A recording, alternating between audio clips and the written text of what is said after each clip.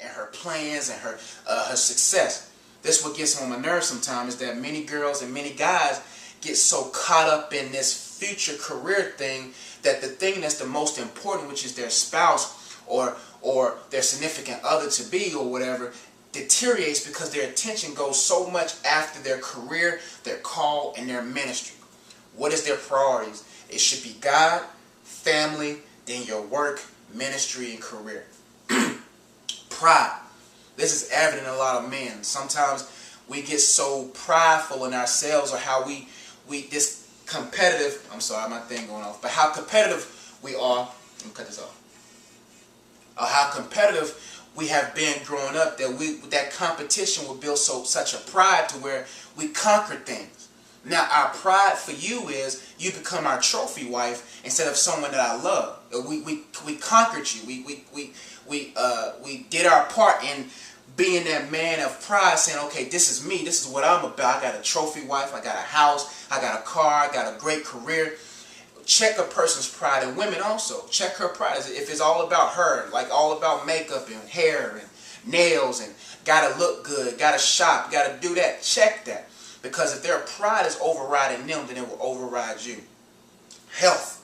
This is another red flag. If they don't take care of their body, that's a bad investment. I mean, marriage is an investment. Marriage is like, okay, when I'm getting married to you, I'm investing everything to you. That means I don't got time for you to be so unhealthy that you die, and I'm stuck with the kids, and I'm stuck by myself because you wasn't a good steward over your body. We ought to aim, every single one of us ought to aim to be healthy, to be whole. If we don't want to be healthy, then don't get a relationship, because you're going to die off and leave someone unbalanced in a relationship. Health is a top one. If they don't eat healthy, don't have a healthy work ethic, brainwashed and deceived by all this other stuff, then that's a red flag, because marriage and relationship is an investment. If they die off in 20 years, you stuck with the kids, you stuck without a spouse. I don't want to marry someone with bad health ethics. Neither should you. I know I'm kind of going fast, but it's 15 of them. Money habits. Check how they spend their money.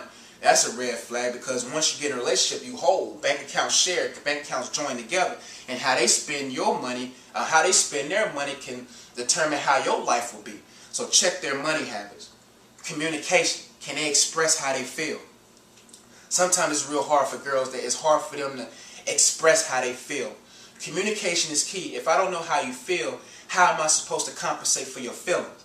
If I don't know how you feel, how am I supposed to take care of what's going on? If they have a hard time, women or men, communicating, that's a red flag. Some of these things you can help them along the path because you love them, but some of these things only God can do. Express how you feel to each other. If you like a person, tell them you like them. If you love a person, tell them you love them. Express how you feel, because if you can't express how you feel and they don't compensate on how you feel, then who's to blame? Because men cannot read in between lines. People cannot read subliminal messages. We cannot read what's in between the lines. There's nothing there. Tell us how you feel. Communicate. Communication is key around the whole board. How do they treat their family? This is another one. If they can't treat how they treat their family is going to how they treat you. If they're the mama's boy, if they're the mama's girl, the baby girl, analyze how they treat their family, because chances are that's how they'll treat you. This should have been number one, but I was writing down a list. Relationship with God. What's the relationship with God like?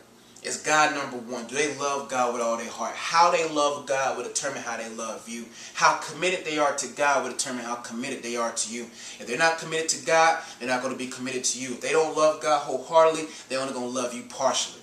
Trust me. How often do they read their Bible? How often do they pray? Are they willing to fast? Are they willing to grow spiritually? Is their spiritual life supreme in their life? Is their flesh being led by their spirit, man? This is the key. Because if they don't have no relationship with God, don't marry them. I don't care if they look good. I don't care if they got everything on the list down pat. But if they don't have a relationship with God, chances are that your relationship will fail, because inside of them is still things undealt with that only God can fix. If there's still problems in their heart that only God can fix. Unbalanced emotions. If a person's emotions are not balanced, that's a red flag.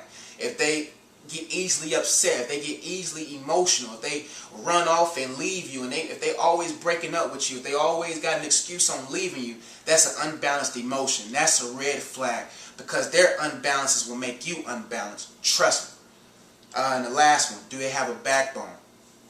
This is a point that I like as well, because do they have a backbone, or do they got your back? That's basically what I'm saying. Relationships is about we fight together. We fight together. If you're not willing to fight with me through thick, if you're willing to fight with me through thick, but can't fight with me through thin, if you're willing to be there when times are high but want to leave when times are low, I don't want you. That's a red flag. A person that loves you will be with you through thick and through thin. Nothing will separate you from them. Don't care how high the tides get, because they leave you when things are thin now. Guaranteed they will leave you when things get thin in a relationship. They'll go crying to mama. They'll go hide. They'll complain and aggravate you and frustrate you, because they don't like to be uncomfortable. Marriage and relationships will be uncomfortable. Will you stick it out?